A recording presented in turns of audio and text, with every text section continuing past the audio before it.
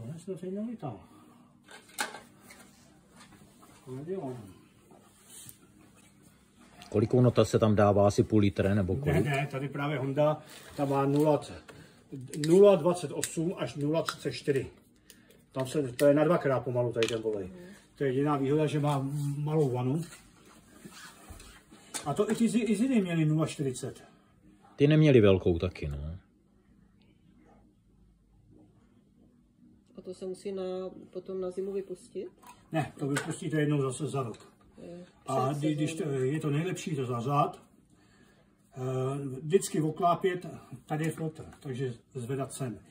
A když to zařete, tak to naklopíte a ono to vyteče krásně. Ta Honda, že to má pod úhlem, tak to vyteče do nějakého uříznutého kanistru nebo do nějaké nádoby. A když to ze spodu chceme čistit, tak jaký teda máme naklánět? Vždycky takhle, tady je filtr. Takže a když ho dáte na druhou stranu, tak ho zalijete. No, jo, vždycky tady to musí být ve vzduchu. Jo. Takže se prostě musíme, anebo... Ale vy budete dělat to, že toto vadící a nebudete muset to, protože to... A to je tady něco... Tam, no, to je normálně na hadici, nech rychlospojku a pustíš to. A nastartujete sekačku. Jo, nastartujeme ještě. No to, jak lítají ty nože, tak ty to umyjou. Právě tu nalepenou trávu. To je i na traktorech, teda, dovedete se představit full líst po traktor, ale vždycky po sekání hned to dělám. Jak to necháte do druhého sne, tak už ta voda to nepovolí. Já to potom řeším u traktoru tím, že co dělám dříví, tak do štěpek najdu. Ty štěpky to vyčistí po zádě, jo, ale u sekačky to nemůžete dělat. A i když jdete po suchý trávě, když sekáte suchou trávu, tak po každým se to musí vymejt. No tak stačí si ji naklonit a uvidíte, kolik tam toho je. Když tam nebude nic, tak je to blbost. A ten mulčovací nůž to má už přímo? No, samozřejmě tam to by... To je dobré to vyhazování. A ten mulčovací nůž je tady to. To možná máte podobný, nemáte? Máme. Malinko, my máme trošku jiný, no. Tady je to takhle. Tady vidíte ty dva čepy. Tady vidíte dva čepy. Cvaka je tam. My máme jiný trošku, takovej báň. Takhle to je namulčování. Vyhodím. A když to nechcete, tak to jde tady do toho koše.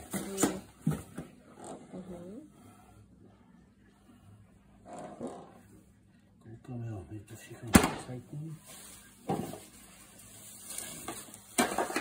Prvé, já taky jsem se poprvé nazdobil.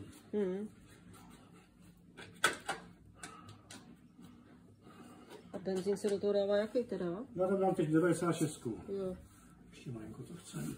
Takže celý rok 96 na tu zimu jste říkal 100. To víš, jaký to? Já to nastartuju a ono to trochu navede do toho dovolen. Tak uvidíme první startování.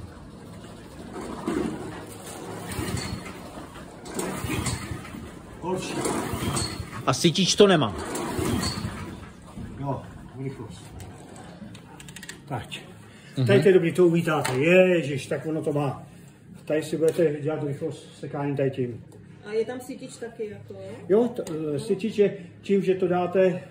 Vy to nastartujete, vy jste nedal sytič. Jo, ono není pustený benzín, to je taky jedna z věcí, co by měla být. Takže to dám na zajce a startovat.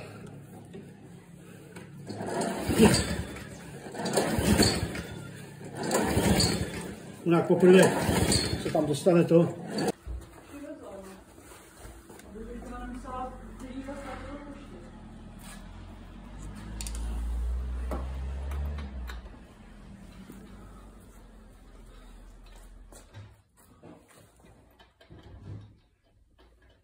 A vy jste to stříknul dovnitř, jakoby, jo? Pod svíčku.